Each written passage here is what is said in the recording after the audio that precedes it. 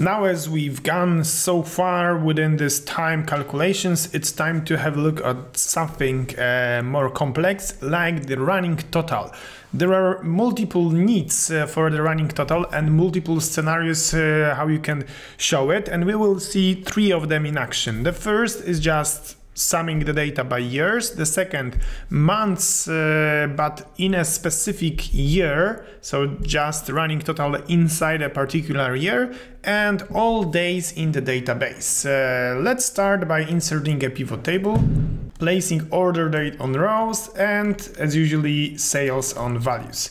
The first one is going to be quite easy, and to better understand what's happening, it's always good to visualize the data to see what's going to happen. At the moment we've got just simple sum of sales, but we can easily change it to show values as running total in the years, and after hitting OK you can see we add specific years to each other, and right now the year 2014 is our 31 million, so the sum of the whole database. This is the running total through all of the years. Let's copy the pivot table and try to think of another scenario, which is the months. We would like to see the years and the months inside the pivot table. So let's expand the entire field and insert once again another line chart for this scenario. Right now we just see the results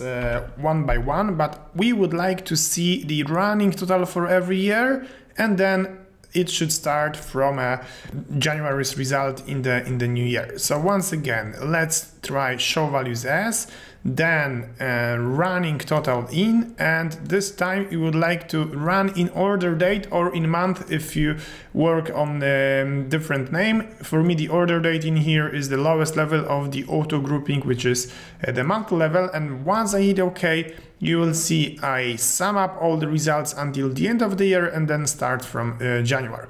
The line chart is not the best choice in here because you connect with a line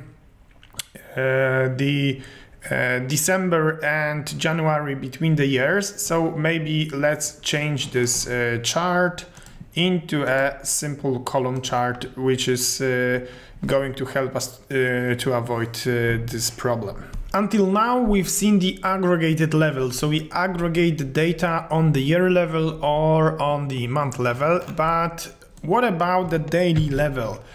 Let's find a place for my new pivot table, paste it, and instead of using just years, you might think of placing the order date in there. And by order date I mean only a single order date in here, but the problem is that you don't see just the single date in here, because below, if you even double click the items, you will see that the order date belongs to different years. So this is always the 1st January of all of the years you've got in the database. So it is recommended to avoid in this scenario using the last order date, because I don't want to use the years field in here too. If I will ungroup right now the auto hierarchy, it's going to destroy my previous examples. So the best way would be to create new fields in here, right? Like creating the date column inside my source table, and also maybe the year that will take out, for example, the year coming from the order date as new columns, and go back right now to the previous pivot table, refresh everything to make those new two fields appear in here, and worked on the date, but not the grouped one, but the ungrouped single version of the day.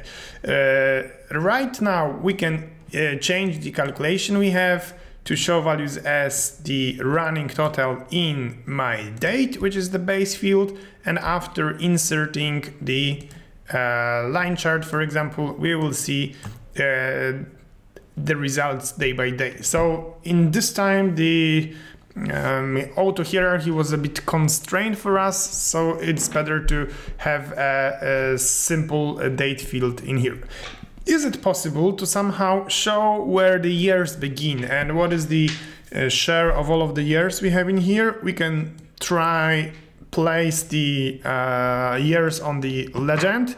It's not going to look very well, but there is nice trick including different charts, like for example stacked line chart. Maybe we will change it to area chart, and if you show this result as the stacked area chart, you will get the desired result.